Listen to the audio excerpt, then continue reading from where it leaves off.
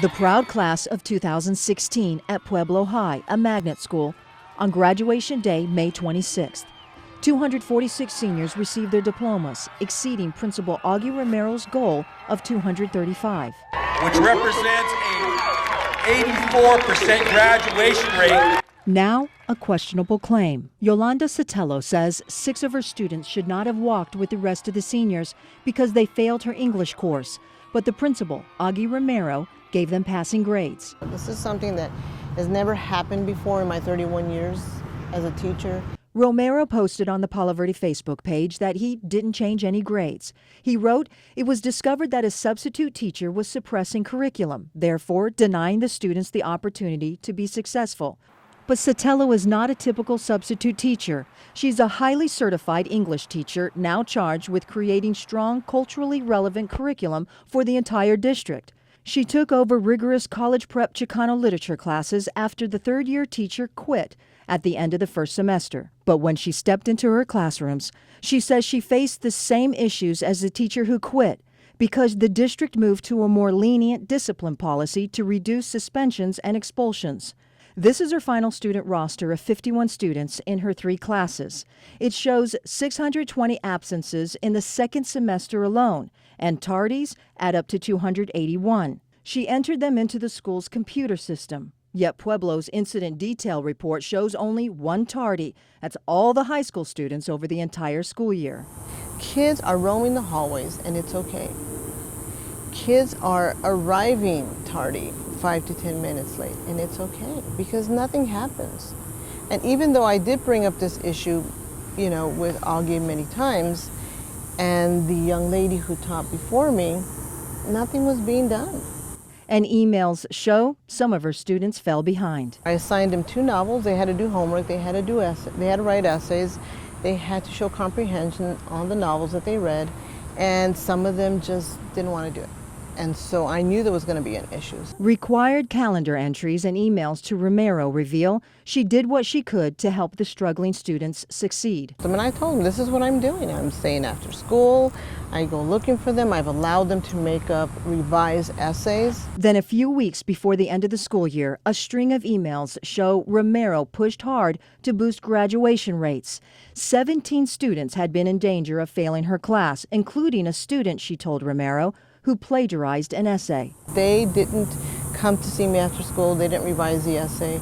They didn't do a good job on the finals, so that is why they failed the class.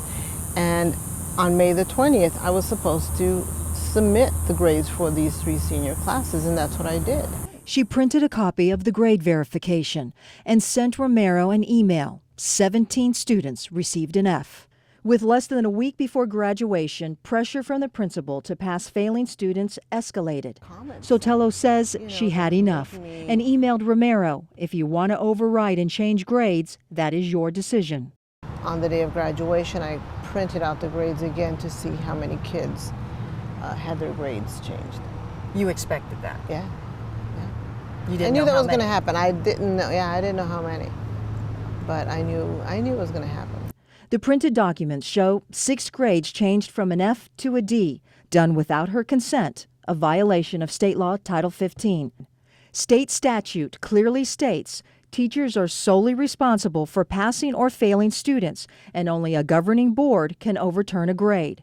It's also clearly stated in TUSD policy, the authority for assigning grades shall rest with the teacher of the student.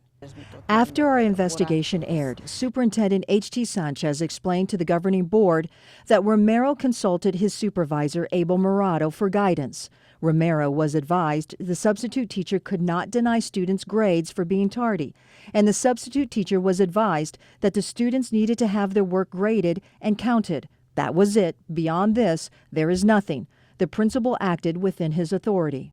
But Sotelo argues Romero didn't have the authority because she never suppressed curriculum and never agreed to change the grades. I didn't. Why would I agree to that? And the district never contacted the substitute teacher, Sotelo, to get her side of the story. No administrator spoke to you about this issue? No. Sotelo says she came forward because she fears students will get the wrong message. I've worked with lots of awesome kids, very intelligent kids, kids who had, integrity about their academic career at Pueblo High School.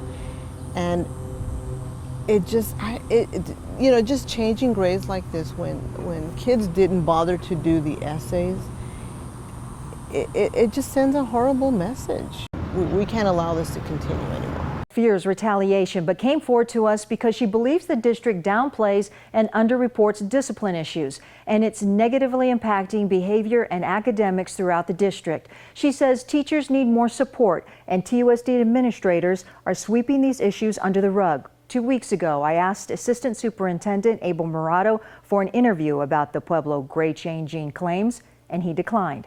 Valerie Cavazos, KGUN-9 on your side.